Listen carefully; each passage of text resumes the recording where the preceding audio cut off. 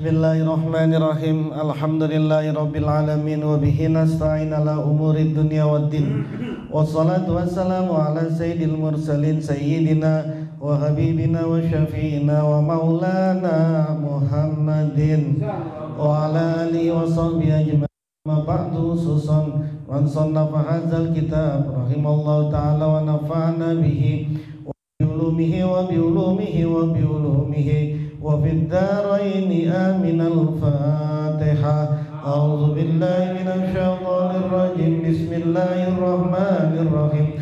Alhamdulillahi rabbil alamin arrahmanir rahim maliki yaumiddin. Iyyaka na'budu wa iyyaka nasta'in ihdinas siratal mustaqim siratal ladzina an'amta 'alaihim ghairil maghdubi 'alaihim waladdallin. Amin.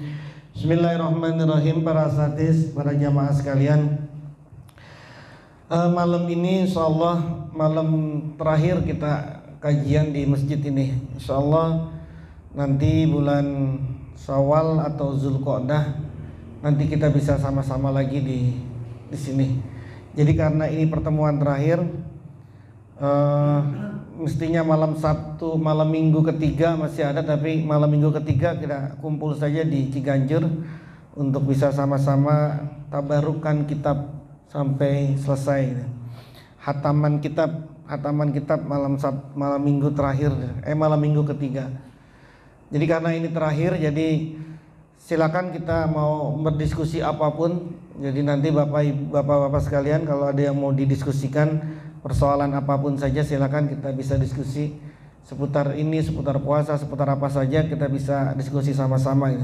Setelah nanti kita baca dulu beberapa bait, beberapa alinea dari kitab Miftahus Sudur ini.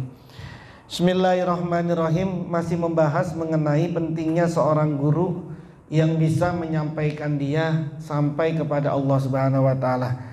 Masih membahas masalah itu. Fa'lam annallaha ta'ala, ketahuilah bahwasanya Allah ta'ala ja'ala lil abdi asbaban bi'adadi anfasil khalaiki. Allah menjadikan kepada hambanya berbagai macam sabab, sebilangan nafasnya makhluk, yasilu biha ilal hadratir rabbaniyah, yang dengan sabab itu manusia, hamba bisa sampai ke hadratnya Allah.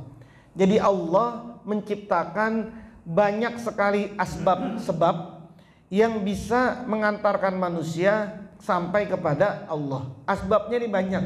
Bisa jadi misalnya dia ketemu sama seseorang. Nah, karena ketemu sama seorang itu menjadikan dia asbab sampai kepada Allah. Dia kena musibah. Karena dia kena musibah, maka kemudian musibah itu menjadi asbab dia kemudian untuk sampai kepada Allah.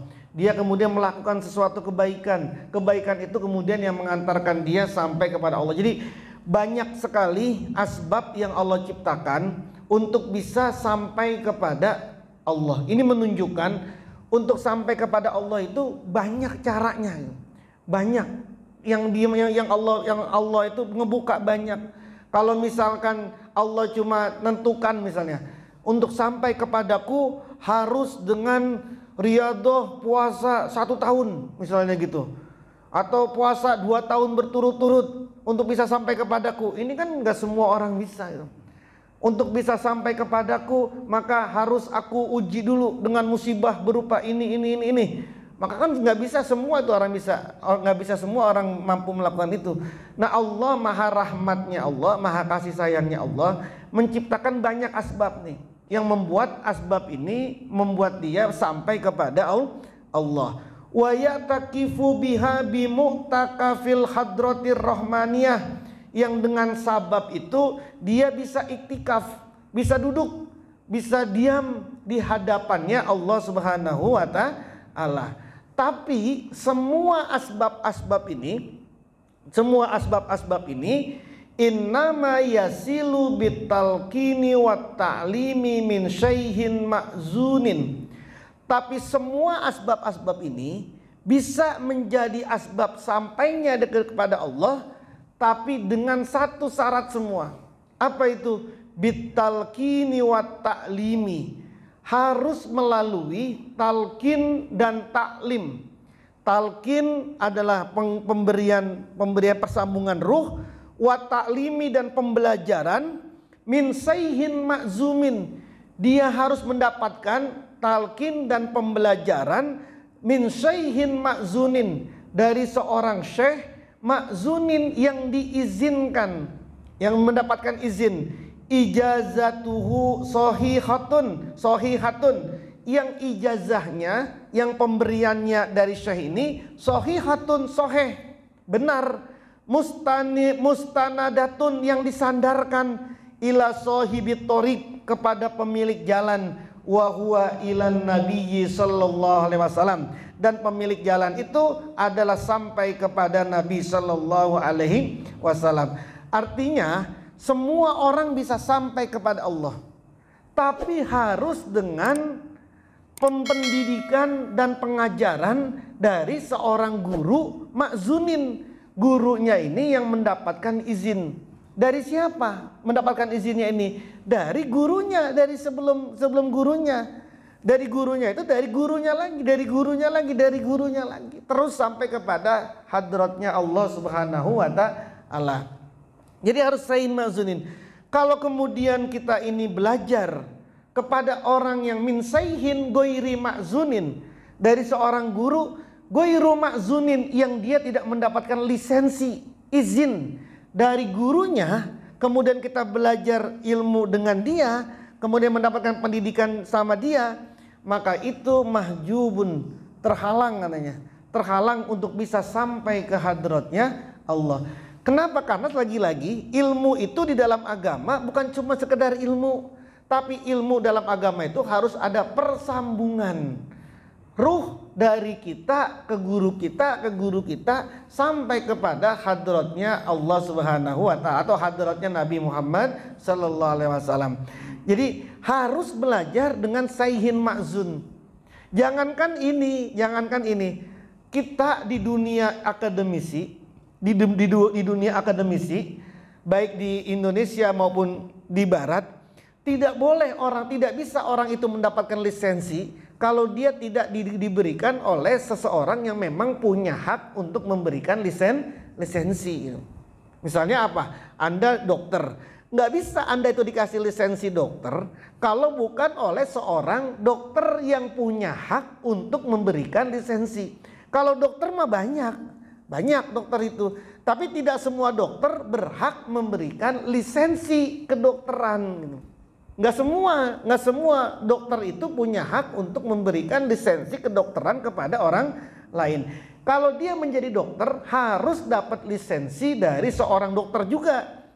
Nggak boleh dia dapat lisensi dari seorang insinyur, nggak boleh itu. Itu udah menyalahi hukum alam, sudah seperti itu. Mau apa saja, Anda menjadi ahli hukum, menjadi pengacara misalnya, Anda mendapatkan lisensi advokat. Tidak bisa Anda mendapatkan lisensi advokat kalau bukan dari seorang advokat yang punya hak memberikan lisensi advokat. Pun juga begitu semuanya, mau bilang insinyur ke, mau dibilang apapun ke, nggak bisa itu kalau tidak mendapatkan lisensi dari siapa? Dari yang punya hak untuk memberikan lisensi. Guru mah banyak, guru banyak. Kita bisa lihat di TikTok, bisa lihat di IG, bisa lihat di Facebook, bisa lihat di Google, guru-guru semua itu. Tapi apakah itu punya izin untuk memberikan lisensi kepada kita atau tidak?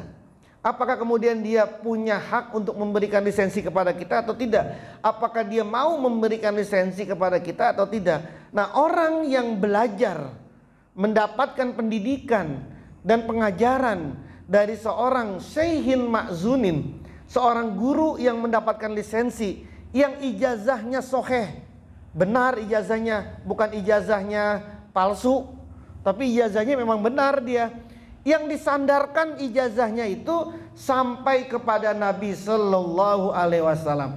Melalui itulah manusia bisa sampai ke hadratnya Allah. Lah emang harus sampai? Ya harus orang inna lillahi wa inna ilaihi raji'un. Kita ini milik Allah dan kita ini akan kembali kepada Allah. Nah, kembali kepada Allah ini kan berarti kita ini harus sampai kepada Allah. Nah, harus sampai kepada Allahnya ini itu harus melalui pendidikan pengajaran dari syaihin ma'zunin, seorang guru yang mendapatkan lisensi. Wa kana zikru la yufidu faidatan illa bitalqin.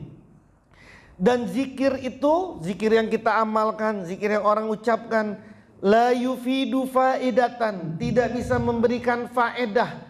Faedatan dengan faedah yang paripurna, dengan faedah yang sempurna, illa bitalqin, kecuali melalui proses talqin. Talqin itu maksudnya proses pengijazahan, pemberian dari seorang guru kepada seorang murid. Ditalkinkan itu, ditalkin, diberikan. Kenapa?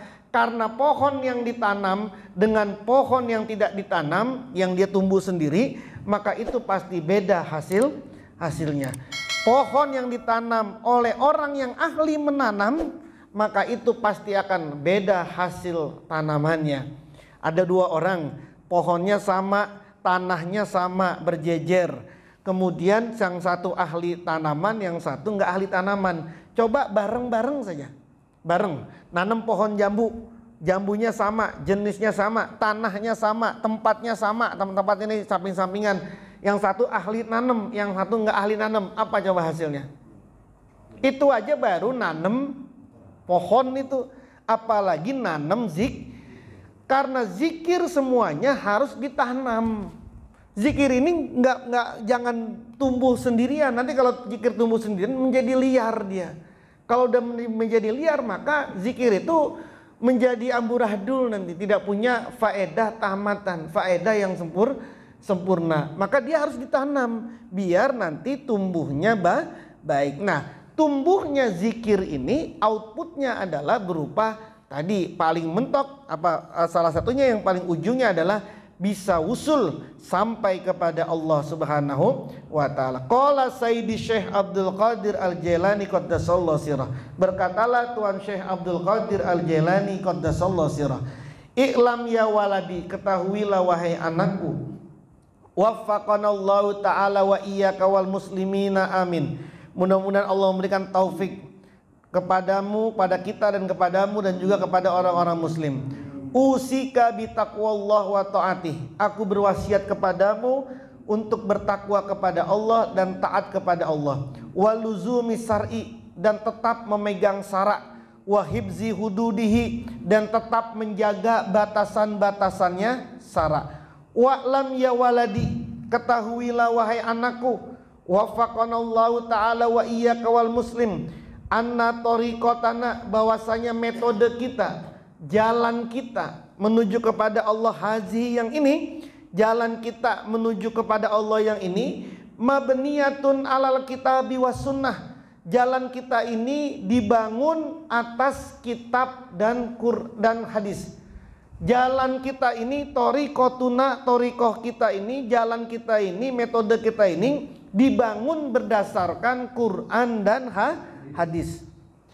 Jadi tidak boleh sebuah jalan yang tidak didasarkan oleh Quran dan hadis. Semua metode, torikoh, jalan, metode harus berdasarkan atau dibangun berdasarkan Quran dan hadis. Nah, Tuan Syekh mengatakan jalan kita ini, berarti jalan Qadiriyah, jalan metode Qadiriyah ini dibangun berdasarkan Quran dan hadis. Wal usulul Qadiriyatu, sedangkan pokok-pokok atau asas-asas jalan Qadiriyah, metode Qadiriyah, metodenya Syekh Abdul Qadir Al-Jailani, metodenya khamsatun, ada 5. Kan orang ini pasti ada jalan yang sering saya sampaikan di awal-awal itu kan. Anda sholat harus pakai jalan. Anda sholatnya pakai jalan siapa? Pakai metode siapa sholatnya? Pakai metode Nabi dong. Ya semua juga pakai metodenya Nabi ya tuh mah. Tidak ada orang yang mengaku jalan saya bukan metode Nabi. Ya nggak ada. Semua jalan, semua pasti menganggap metode Nabi semua itu. Tapi maksudnya engkau itu jalan metodenya siapa? Karena Hanafi pakai metode Nabi, Maliki pakai metode Nabi, Syafi'i pakai metode Nabi, Hambali pakai metode Nabi, Ja'fariyah pakai metode. Semuanya juga berdasarkan metode Nabi. Engkau jalan pakai metode siapa? Pakai metode siapa? Nah, metode-metode ini yang kemudian disebut dengan mazhab. Ini kan sering saya sampaikan. Nah, kita jalan kepada Allah, menuju kepada Allah, itu pakai metode siapa? Pakai jalannya siapa? Pakai caranya siapa? Oh, pakai caranya sendiri aja. Kalau pakai caranya sendiri kayak orang babat hutan. Kayak orang babat hutan, mampu nggak kita babat hutan? Belum punya akses jalan, kita bikin jalur sendiri nih. Kita bikin trek sendiri, kita bikin jalan sendiri. Apa mampu kita sudah seperti itu? Atau kita ikut jalan yang sudah disiapkan. Ini loh jalannya udah dibagusin, jalan tol udah gampang, Anda tinggal jalan aja. Penghalang-penghalangnya udah disingkir-singkirin, udah dikasih tahu. Nanti di depan ada ini, di depan ada sana, di sana ada ini, semuanya udah dikasih tahu. Atau Anda babat hutan, babat alas. Milih yang mana? Milih yang mana gitu. Nah, kita ini maka kalau kemudian kita pengen jalan kepada Allah, berarti oh kita pakai ikut jalannya siapa? Nah, di sini dikatakan metodenya jalannya Syekh Abdul Qadir Al-Jailani itu ada metodenya. Nanti metodenya Syekh Naqsabandi beda lagi. Nanti metodenya Arifai beda lagi. Pokoknya asal jangan bilang ya enggak lah pakai metodenya Nabi langsung. Ya semua juga metodenya Nabi atuh mah. Tidak ada yang tidak metodenya. Tapi yang dari Nabi itu engkau lewat siapa? Untuk sampai kepada Nabi itu engkau lewat siapa? Semuanya kan harus lewat. Engkau harus lewat siapa? Untuk sampai ke Nabi ini, ya ini kan dari Nabi. Mana hadisnya? Oh hadisnya ini. Ya udah hadisnya ini. Untuk sampai kepada hadisnya itu engkau lewat siapa? Itu namanya metode, itu namanya jalan. Emang kau hidup sama Nabi apa? Kecuali engkau kita hidup bareng sama Nabi yang perlu nggak perlu jalan. Ini kita perlu jalan. Nah jalannya itu dua tadi. Kita ikut jalan yang sudah ada atau kita membabat alas. Dua. Kalau membabat alas mungkin baru dapat semeter udah terkam macan mati kita. Nggak sampai gitu ya. Karena mungkin apa namanya nggak sampai mungkin ilmu kita. Tapi orang-orang kayak Imam Syafi'i, Imam Hambali, atau kalau dalam tasawuf ada Syekh Abdul Qadir, itu memang orang-orang yang membabat alas, yang kemudian dicari nih jalannya seperti ini nih. Nah, seperti yang dikatakan di sini, pokok-pokok qadiriyahnya ini ada 5. Yang pertama, pokok-pokok jalannya ini uluwul himmah, punya cita-cita yang tinggi, himmahnya itu tinggi. Himmah itu begini, himmah. Nafsu itu kan ada 2 ya. Ada nafsu godobiyah, ada nafsu sahwatiyah. Nafsu godobiyah begini, wah saya pokoknya harus jadi ketua ini, saya harus jadi kepala ini, saya harus punya kedudukan ini, nanti saya harus meraih posisi seperti ini, oh saya nanti harus punya gedung yang seperti ini. Itu namanya nafsu godobiyah itu. Nafsu godobiyah.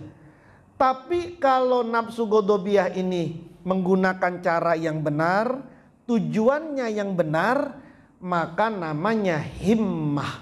Namanya himmah. Saya harus jadi ketua RW. Kalau saya jadi ketua RW, nanti tempat-tempat maksiat itu saya akan hancurin, saya akan bilangin semua, saya akan cari semua, saya akan ganti semua. Ini tempat-tempat yang rusak saya akan tutup semua. Kalau nanti saya jadi pejabat gubernur, saya akan bikin pergub tentang ini. Kalau nanti kita jadi penguasa, maka nanti ajaran-ajaran ini akan masuk ke dalam undang-undang, akan masuk kepada peraturan. Itu kan nggak bisa itu memasukkan agama ke dalam sistem politik kalau tidak kita punya kekuasaan. Nah, ngambil kekuasaan agar kita bisa menerapkan ajaran-ajaran, nah itu namanya himmah. Kalau caranya benar, tujuannya benar, maka itu namanya himmah. Tapi kalau caranya nggak benar, sogok-sogokan atau caranya jadi inilah biar nanti bisa kaya, bisa ngambil dari sini, bisa ngupit dari sini segala macam. Nah, itu tetap dia menjadi nafsu godobiyah. Nah itu.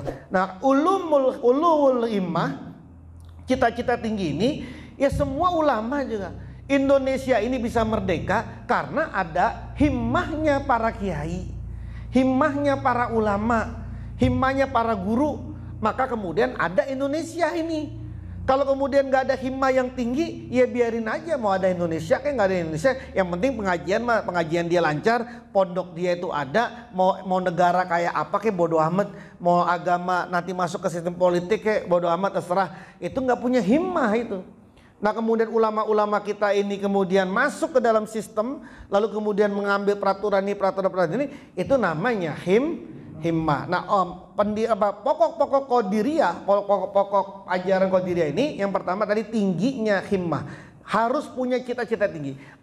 Kita semua harus punya cita-cita yang tinggi, Tapi caranya yang baik, tujuannya juga baik. Yang kedua wahibzul hurmah. Yang kedua, menjaga kehormatan diri sendiri, kehormatan orang lain, kehormatan orang yang ada di bawah kita, kehormatan orang yang sama dengan kita, orang yang sederajat dengan kita, kehormatan orang yang lebih tinggi dari kita, kehormatan binatang, kehormatan tumbuh-tumbuhan, kehormatan siapapun saja dijaga.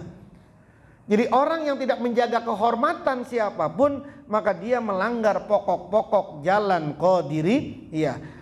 Yang ketiga wahusnul hikmah, bagus hikmahnya, bagus melayani, bukan dilayani, bukan minta dilayani, tapi dia bagus, pinter melayaninya. Melayani siapa? Ya melayani siapa saja, melayani orang yang ada di bawah dia, melayani orang yang sederajat dengan dia, melayani orang yang lebih tinggi dari dia. Hikmah saja. Hikmah itu apa saja, bisa hikmat apapun, Man khodama hudima. Siapa orang yang melayani, dia pasti akan dilayani. Maka tidak ada satupun ulama, para aulia yang dia tidak berkhidmat kepada gurunya sebelumnya. Tidak ada itu. Semua orang sukses pasti berkhidmat kepada gurunya. Semua para walinya Allah, kekasihnya Allah, ulamanya Allah, itu pasti sebelumnya dia berkhidmat kepada gurunya. Yang gurunya sebelum berkhidmat juga kepada gurunya. Yang gurunya berkhidmat dulu kepada gurunya sampai ke Rasulullah Sallallahu Alaihi Wasallam. Orang yang hikmahnya bagus, maka dia masuk ke dalam ajaran atau masuk memenuhi pokok-pokok ajaran qadiriyah. Yang keenam wa nufuzul azmah, melaksanakan keputusan, punya tekad. Nufuzul azmah, dia mengimplementasikan, mewujudkan tekadnya. Punya tekad tapi diwujudin. Kalau punya tekad doang, pengen banget gue begitu, pengen doang. Cuma pengen banget gue, pengen banget bisa zikir dari jam 12 sampai subuh, pengen banget dari kesana, pengen doang gitu. Belum. Nufuzul azmah, dia harus melaksanakan, mengimplementasikan apa yang menjadi tekadnya harus dilaksanakan. Dan yang kelima wa ta'zimun nikmah, mengagungkan nikmat. Seberapapun nikmat itu dia syukuri, dia agungkan. Orang yang lima ini termasuk pokok-pokok jalan metodenya Syekh Abdul Qadir Al-Jailani, atau disebut dengan usulul qadiriyah atau jalan qadiriyah yang dibangun tadi 5. Siapapun yang mengikuti jalan ini, mengikuti jalan qadiriyah, maka dia harus melaksanakan 5 hal ini.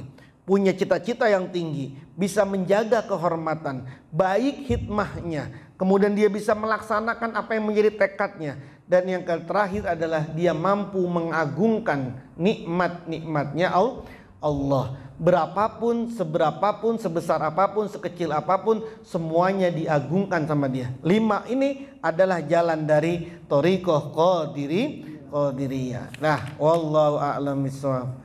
Silakan, ada yang mau ditanyain nggak? Ada yang mau didiskusiin? Silakan. Enggak? Ya. Salam. Ada satu kelompok orang yang belajar agamanya cuma lewat usul atau baca gitu ya, dan melihat orang-orang aja, terus dia dijadikan imam gitu, dijadikan seorang pemimpin untuk sholat, dan dia tidak punya sangat keilmuan dalam sholat. Gimana itu hukumnya? Dan setelah itu datang orang yang punya sanad untuk melakukan sholat itu.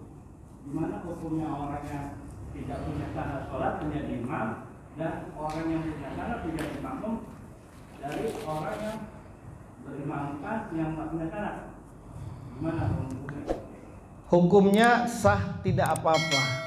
Hukumnya sah, tidak, karena tidak ada persyaratan orang jadi imam itu harus punya sanad. Yang ada persyaratannya adalah bahwa imam itu harus orang yang absoh, a'lam, asna, orang yang fasih, orang yang alim, orang yang mengerti, gitu ya. Jadi kalau misalkan kita sholat kemudian diimami oleh orang yang memang misalkan tidak punya guru, ya boleh-boleh aja, tidak apa-apa. Kalau hukumnya sah nggak? Sah. Tapi ada hadis begini, man sholla khalfa maghfurin ghafarallahu lah. Siapa orang yang sholat di belakang orang yang sudah diampuni, maka Allah akan ampuni makmumnya. Penting menjadi imam itu, penting bermakmum kepada orang itu. Kalau kita bermakmum sama imam yang sudah maghfurin, maka kita sebagai makmumnya ikut diampunin. Kalau kemudian kita ikut imam kepada orang yang tidak maghfur, yang sholatnya gentayangan kemana-mana, lagi ngimamin kemudian gentayangan kemana-mana, lagi ngimamin bukan merhatiin apa, cuma merhatiin bacaannya doang, bahwa dia tuh biar dia dianggap oh hafal Quran, bisa ngerti, bisa banyak panjang-panjang bacanya. Sah nggak puasanya? Sah nggak sholatnya? Sah, boleh saja. Tapi nanti kalau imamnya nggak diampunin, makmumnya juga nggak diampunin, semuanya jadi orang yang tidak makmumnya aja kita ini sholatnya kemana-mana, kemudian berimam kepada orang yang sama, ya sudah sama-sama itu, sama ngelayang semua nih, satu rombongan ini orang ngayal semua gitu loh. Tapi kalau kemudian kita berimam kepada orang yang maghfur, ya setidaknya supirnya ini nggak ngantukan gitu. Supirnya ini benar, tahu jalan gitu. Tahu jalan tepat gitu ya. Selamat kita, selamat. Kalau makmumnya ngantuk, supirnya ngantuk, penumpangnya ngantuk, supirnya ngantuk kan bisa celaka semua itu. Tapi kalau ngomong secara boleh apa nggak boleh, sah saja, boleh. Tidak apa-apa, sah kok, sah. Maka kemudian tidak boleh jangan juga kita misalkan lagi sholat, siapa imam, oh enggak, gue menimamin sama dia mau orangnya, nggak bagus juga kayak begitu, nggak bagus seperti itu. Mendingan anda tidak bicara seperti itu gitu loh. Iya, daripada nanti oh si anu imamnya, oh enggak, gue dimamin sama dia, gue tahu dia begini, nggak, itu malah jadi nggak boleh itu. Nggak boleh, itu malah tidak boleh itu seperti itu, gitu ya.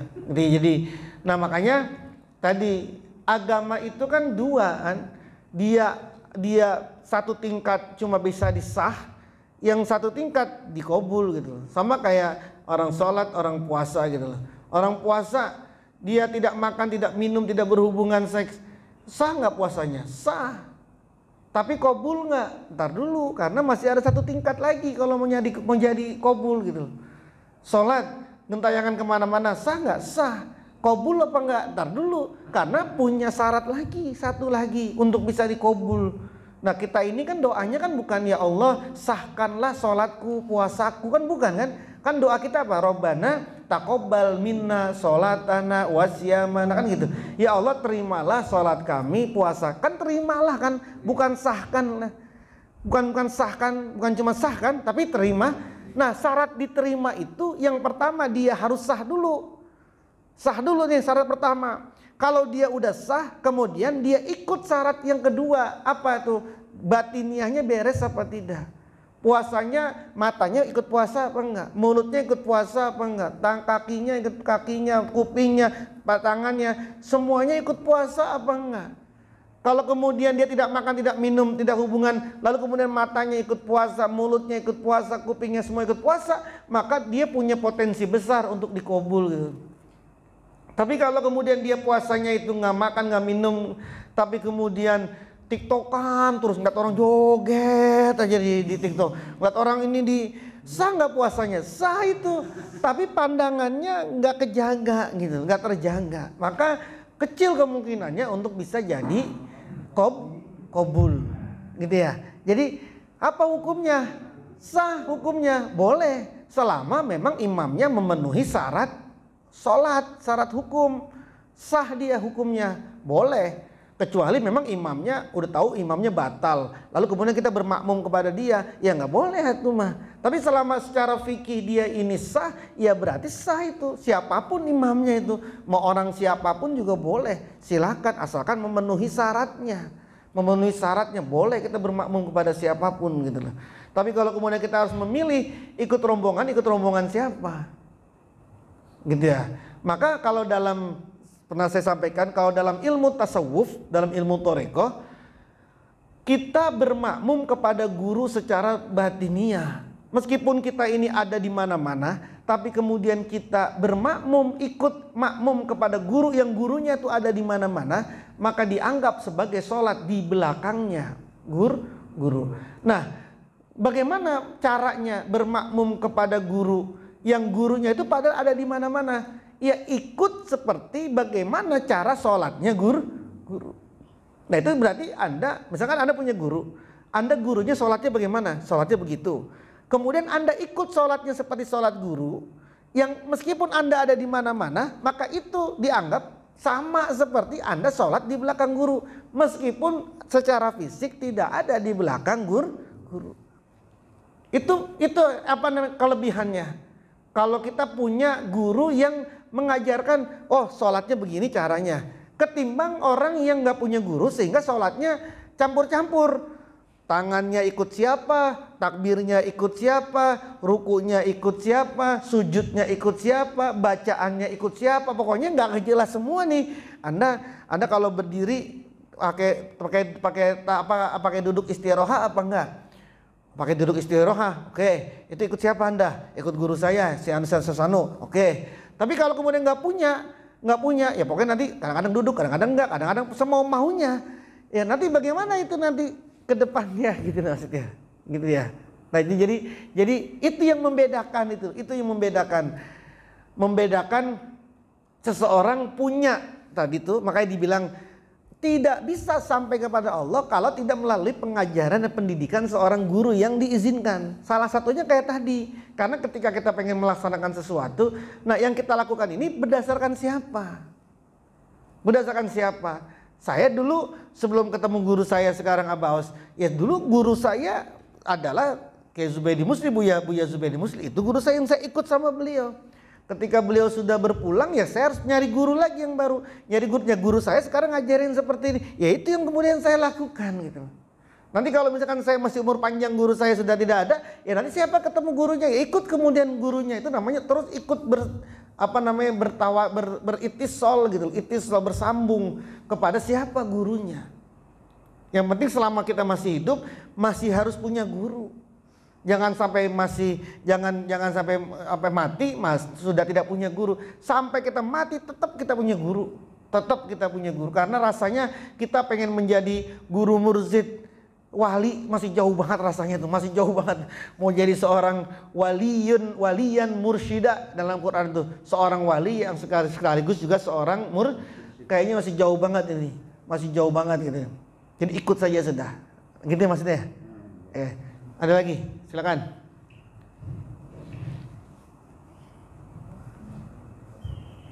Nggak ada?